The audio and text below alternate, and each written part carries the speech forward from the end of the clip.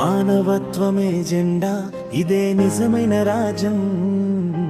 కులం కాదే ప్రాణం, వినరాయి గానం. పసిబిడ్డ రోదన దేశానికి ప్రశ్ననం. గుడి ముందు ఆగినది భక్తి కాదు భయం. మనుషుల మధ్య ఎందుకింత గోడల నిర్మాణం?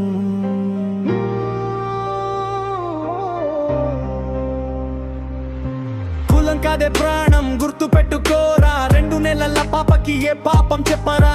దేవుడి పేరు చెప్పి దెయ్యమై మారకురా. మానవత్వమే మతం మరిచిపోకురా. కులం కాదే ప్రాణం, వినరాయి గానం. పసిబిడ్డ రోదన దేశానికే ప్రశ్ననం. మతం కాదు మానవత్వం ముందుండాలి. ద్వేషం కాదు ప్రేమే రాజ్యమడాలి. నాగర్ కర్నూలు నేల మీద నిశ్శబ్ద రక్తమైంది. నాగర్ కర్నూలు జిల్లా గాలిలో కన్నీటి వాసన చేరింది.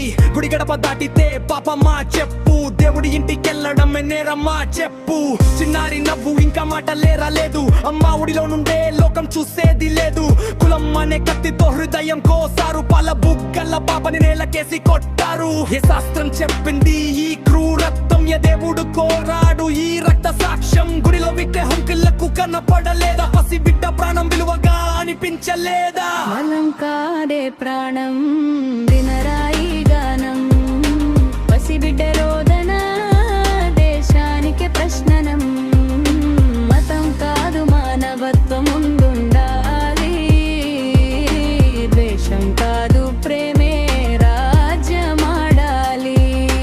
రాజ్యాంగం చెప్తుంది మనమంతా సమానం. భారత రాజ్యాంగం మాటల్లో కాదు గుండెల్లో నిలవాలి ధర్మం. ఆర్టికల్ 14 హక్కు ఇచ్చింది జీవించేందుకు, గౌరవం మనదే అన్నది. కానీ వీధిలో ఇంకా గోడలే కనిపిస్తే, మనిషి ముఖంలో ముసుగులే కనిపిస్తే, విగ్రహానికి పూలు మనిషికి కత్తులు. ఇది ఏ యుగం చెప్పు? ఇవే నా న్యాయాలు. పాప కళ్ళలో ఇంకా భయం నిలిచిందే. అమ్మ గుండెల్లో మంట ఇంకా మిగిలిందే. ఈ రాప్ కాదు, ఇది రక్తపు అరుపు. న్యాయం కోసం లేస్తున్న స్వరపు పిలుపు. పట్టెవరు ఉంటే చూడలేదా ఈ దృశ్యం? మనిషి రూపంలో ఎందుకింత క్రూరత్వం? పసిబిడ్డ ఆత్మ అడుగుతోంది నిన్ను, నా తప్పేంటి అని ప్రశ్నిస్తోంది మనసును.